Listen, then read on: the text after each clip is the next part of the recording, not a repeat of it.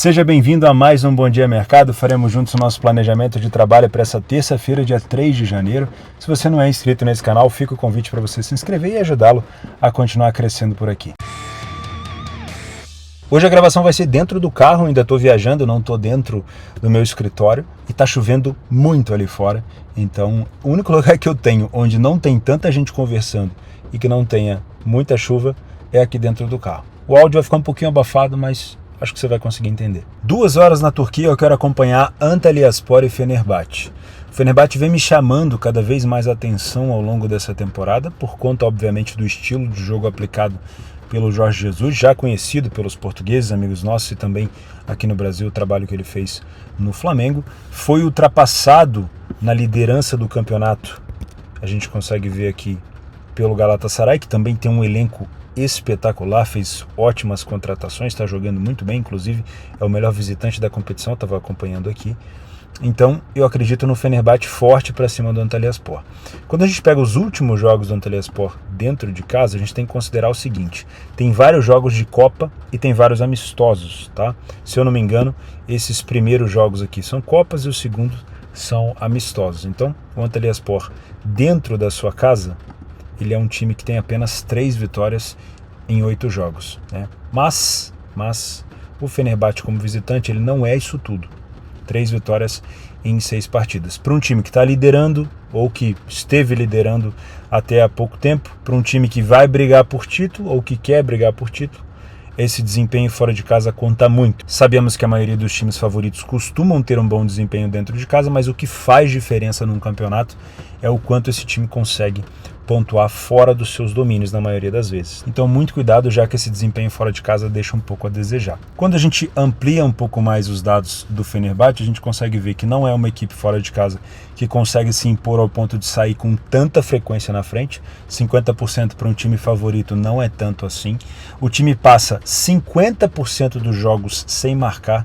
Isso para mim é um dado relevante para você que vai trabalhar gols nesse jogo. Toma um pouco de cuidado, porque tanto o Antalyaspor, que falhou em marcar em 50%, quanto o Fenerbahçe, que também falhou em marcar em 50%, pode te deixar na mão em alguma expectativa. Em contrapartida, a equipe do Antalyaspor não deixa de sofrer gol em nenhum jogo, então talvez isso pese um pouco na balança por aqui. No poderio ofensivo, as duas equipes marcam quase a mesma quantidade de gols, 12 para o Antalyaspor, 14 para o Fenerbahçe, mas a gente tem que levar em consideração que o Fenerbahçe disputou 2 jogos a menos até o momento, então ele tem uma média maior, tanto de gols marcados como uma média menor de gols sofridos. O que me chama a atenção para esse jogo, para vir trabalhar no Match Odds, provavelmente contra a equipe do Antalyaspor, que é a equipe não favorita, é o desempenho do Fenerbahçe, principalmente no primeiro tempo. E aqui tem uma ressalva, porque os números são bem parecidos, tá?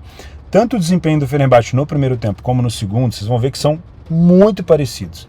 Uma coisa que me chama a atenção é isso daqui, ó. Primeiro, o Fenerbahçe no primeiro tempo fora de casa, ele não sofreu nenhum gol. Isso é um ponto positivo. Eu, quando trabalho Match Odds, começo qualquer montagem de posição minha confiando muito mais numa defesa sólida do que num ataque potente. Porque às vezes o ataque marca muito gol, mas defensivamente é um time também muito frágil. Então isso me agrada bastante. E no segundo tempo, a gente já tem o Fenerbahçe sofrendo mais gols. Isso me deixa um pouco preocupado. Outro fator importante no primeiro tempo é, apesar de vencer 50%, os outros 50% o Fenerbahçe empata. Então é um time que não perdeu ainda fora de casa no primeiro tempo. Já no segundo tempo, 33% de derrota. Então é óbvio, isso são só dados passados, isso não vai garantir nada no futuro, mas a gente já pode ter uma prévia do que pode acontecer e a gente pode estar bem preparado para isso. Então eu venho para esse jogo no primeiro tempo para tentar encontrar janelas de superioridade do Fenerbahçe para estar contra o Antalyaspor. Pulando para a Inglaterra, às 16h45, nós temos o segundo jogo do dia entre o líder isolado, o Arsenal, contra o fortíssimo e excelente defensivamente Newcastle. Tá? A gente, obviamente, vai vir para esse jogo com uma expectativa muito forte relacionada ao Arsenal, principalmente por isso daqui, ó, são 7 jogos dentro de casa e 7 vitórias. É um desempenho espetacular da equipe do Arteta, não tenho o que falar. Realmente é um treinador que tem se mostrado muito capaz. É uma equipe do Arsenal que tem demonstrado um poderio ofensivo de recuperação muito grande. Eu já fui um cara que acreditei que o City logo pegaria o Arsenal, e eu já estou começando a achar que o City vai ter que vai ter que meter muita marcha para chegar nesse Arsenal, porque é um time que não tem vacilado, o elenco está muito unido, está muito sólido, e quando é assim é difícil pegar. Mas o adversário desse jogo é muito difícil. O Newcastle tem a melhor defesa da competição, com 11 gols sofridos em 17 jogos. E junto com o City e o próprio Arsenal, eles têm as melhores defesas fora de casa. Então o Arsenal, que sim, tem o melhor desempenho dentro de casa, né? Não tem a melhor pontuação porque tem 2 jogos a menos do que o City, mas tem o melhor desempenho, 100% de aproveitamento, vai ter sim uma grande pedra no sapato enfrentando a defesa sólida do Newcastle, que tem excelentes resultados, inclusive apenas uma derrota fora de casa contra a equipe do Liverpool, tá? Se eu não me engano, perdeu por 2-1. Então, obviamente o Newcastle vai vir aqui para complicar a vida do Arsenal. Não acho que o Newcastle vai vir só para se defender, mas é muito difícil a gente vir para esse jogo sem tentar buscar algo a favor do Arsenal ou contra o Newcastle pela fase que vive o Arsenal. Agora, não seria nenhuma surpresa que o Newcastle conseguisse tirar o 100% de aproveitamento do Arsenal.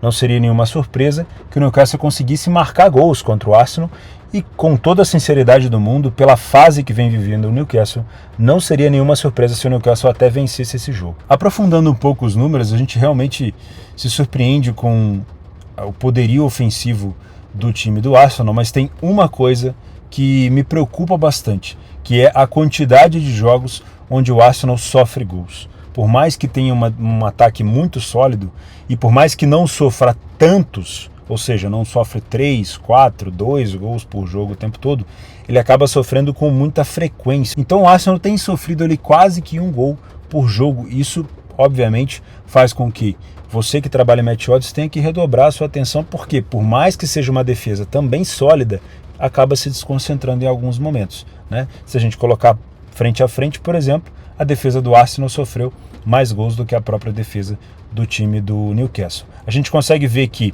o Newcastle fica mais jogos sem sofrer gol do que o Arsenal, mas o Arsenal não falha em marcar em nenhum jogo dentro de casa, já o time do Newcastle falha um pouquinho. Em relação à primeira a marcar, o Arsenal tem 71% e o Newcastle 63%. Isso demonstra pra gente que existe um risco eminente de tomar um gol contra a posição nesse jogo. O que você precisa fazer aqui?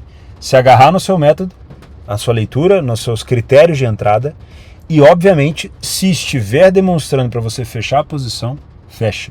Não se abraça no líder Arsenal, porque o adversário do outro lado precisa ser respeitado. Não é porque a camisa do Arsenal é extremamente pesada, principalmente nessa temporada, que você vai ignorar o fato do seu adversário estar demonstrando que ele pode te criar perigo. Agora que a gente já se conscientizou que o Newcastle é uma equipe que pode causar problema para o Arsenal, vamos ver se ele tem alguma fraqueza, algum momento do jogo onde a gente pode ficar de olho em alguma janela de operação. No primeiro tempo dá para perceber que o Newcastle é até uma equipe melhor do que o Arsenal, né? Fora de casa. 63% de vitória é mais, obviamente, do que 57% do Arsenal, tá?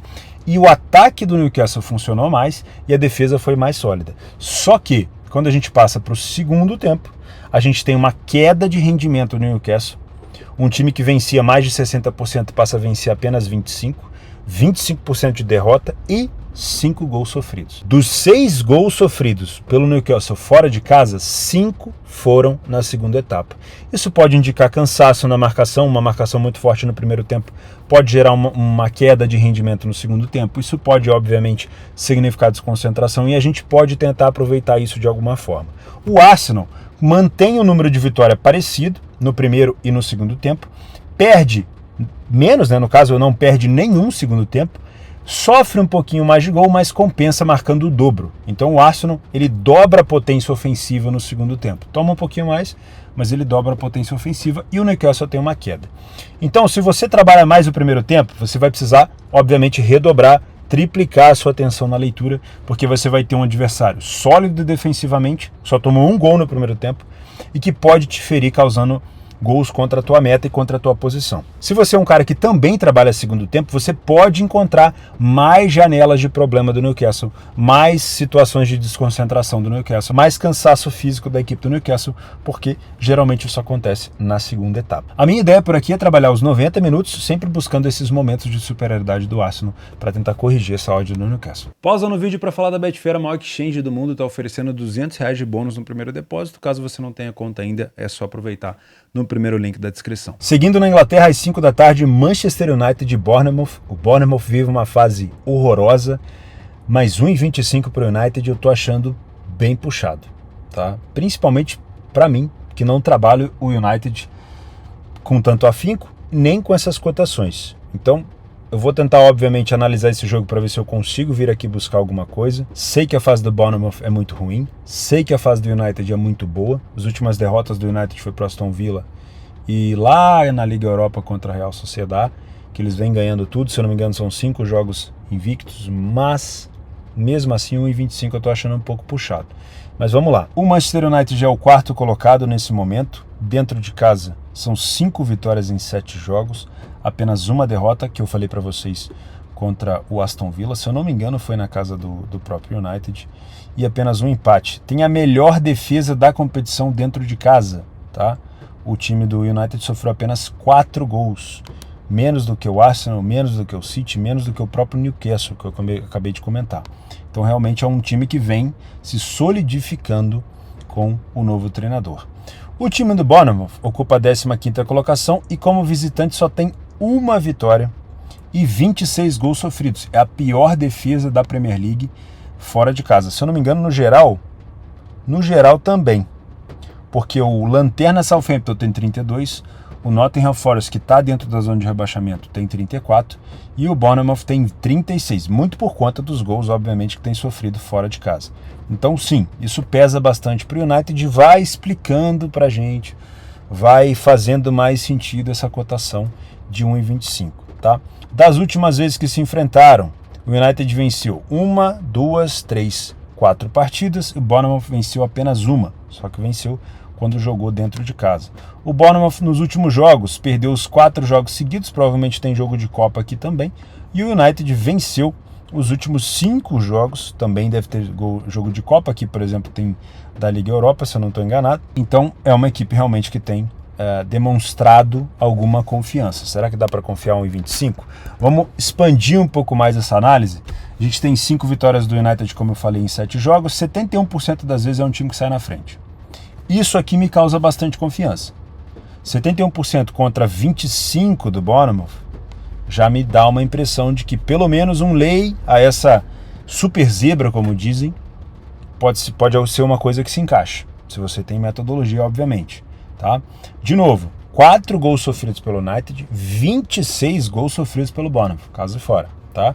Primeiro tempo do United, 57% de vitória, 14% de derrota, 5 gols marcados e 2 sofridos. Defesa sólida, número de gols razoável. O Bournemouth tomou 15 gols no primeiro tempo, marcou 4 e venceu apenas 25%. São 63% de derrota. Realmente está começando a clarear esse back United, ou pelo menos é o que tem parecido. Indo para o segundo tempo, o Bournemouth continua sofrendo bastante gol, né? Marca um pouquinho mais, mas continua sofrendo bastante gol e continua perdendo muito, 63% de derrota. Tá? Já o time do United não perde nenhuma segunda etapa, vence um pouquinho menos, 56%, marca mais gols e continua sofrendo a mesma quantidade. Então realmente é uma equipe que me parece que depois de toda essa análise mais aprofundada, essa odd de 1,25 ela passa a ter um pouco mais de sentido na minha cabeça. 2 outras informações que a gente pode tirar proveito são: os contra-ataques do United têm funcionado muito. Isso significa que um time em desespero como o Bournemouth, se estiver atrás do placar, deve se expor e esse contra-ataque do United pode ser ainda mais efetivo. E o time do Bournemouth tem sofrido muito, muito mesmo com bolas paradas.